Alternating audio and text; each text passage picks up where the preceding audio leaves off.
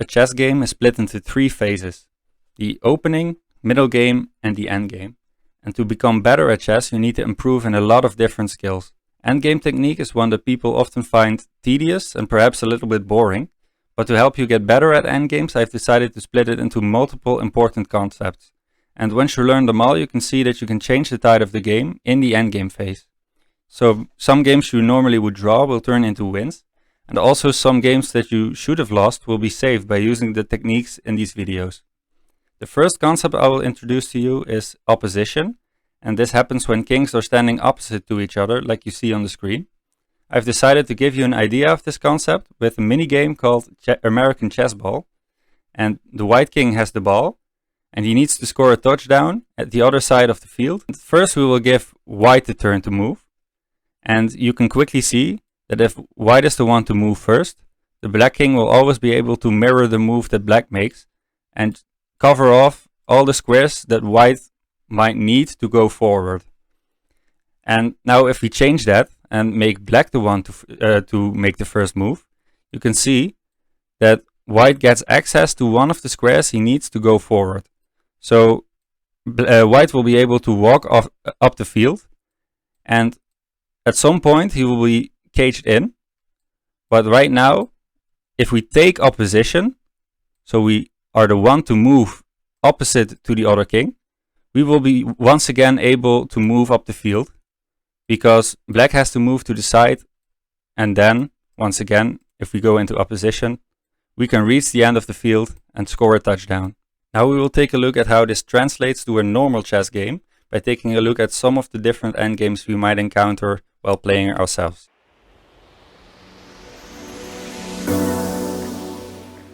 The first endgame we will take a look at is one of great importance and actually one of the most important ones to know. So you can see that white has a king and a pawn, and black only has his king to defend. And white will be trying to promote his pawn to a queen and then checkmate the black king.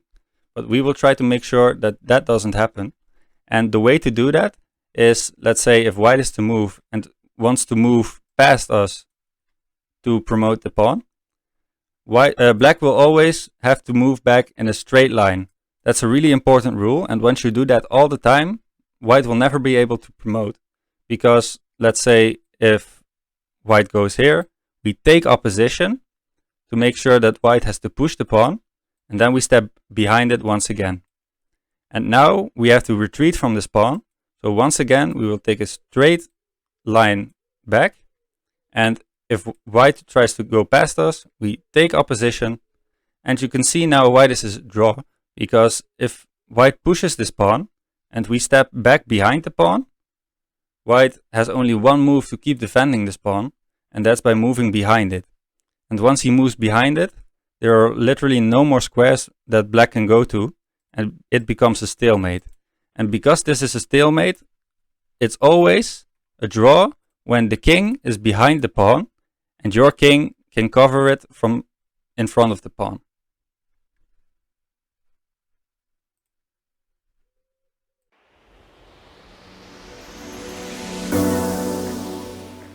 Now we've changed the endgame a little bit, and you can see that instead of the white king being behind the pawn, it is already in front of the pawn, and the black king is a little bit further, one square away from the white king.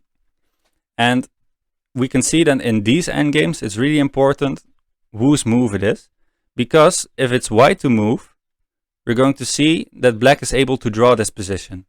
Because once white goes to the side, black will do the same, and if he tries to move his pawn forward, we will see that black will always be able to cover the squares in front of the pawn.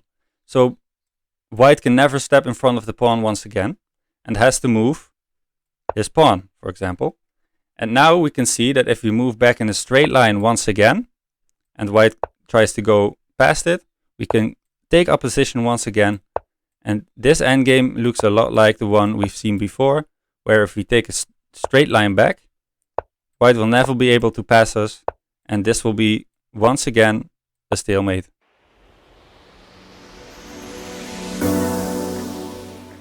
Now we'll be taking a look at the same endgame from a different perspective, but we change the rules just a little bit, and we say that black is the one to move first. And if black is the one to move first, he has to move to either one of these squares. And once he does that, we will see that there's a square available for the white king to move up the board and to get to the other side and take this pawn with him. So if black moves to this square right now, we will push the pawn, and black will never be able to step in front of the pawn once again. And let's say black moves up, we move the pawn up one square, and black steps in front of the pawn once again. It's important that white is the one to move into opposition once again. Because if white is the one to move into opposition, black has to go to either one of these squares, and once he does that, the white king will be able to move up the board and get this pawn all the way to the promotion square. So let's say black tries to hold on and move over here. We push the pawn, he goes back, we push the pawn once again, and right now we are able to promote to a queen, and this endgame is very much winning for us, and everyone should be able to checkmate the king from here.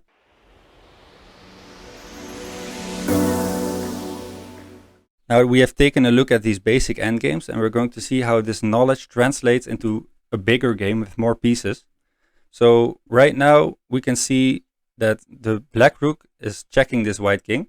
So white really wants to play the move rook to f4 and try to exchange the rooks, and in that way, if he's in front of the pawn, he can make sure that it becomes a draw. Try to evaluate this position for yourself. Is white able to make a draw, or is there a move for black that makes him win the game? So you can pause the video right now to make sure you get a solution, and after that I will show the solution to you. So the first move that comes to mind is actually to take the rook, and after white takes back, there's no way for black to get in front of his own pawn. So he now has to push it, and after that white can use the golden rule to always move back in a straight line, and there's no way for black to cross because white can take the opposition. And these endgames we've seen before, and these are just a draw, and there's nothing more for black.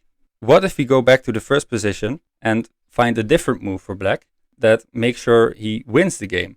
This move is going to be king to g5, which is very difficult to spot because it's just a waiting move.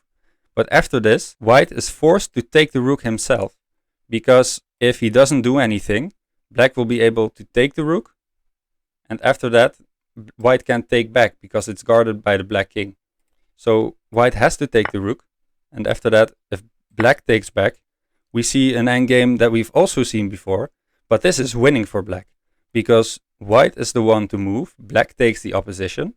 So if white moves away, black can sneak in this move and move forward on the board, and this pawn can just move forward and promote on the f1 square. So this is a very good example of why these basic endgames can translate into a win for you, or if you just get stuck with a draw if you don't know the solution. I hope you all liked this video a lot and learned a lot from it.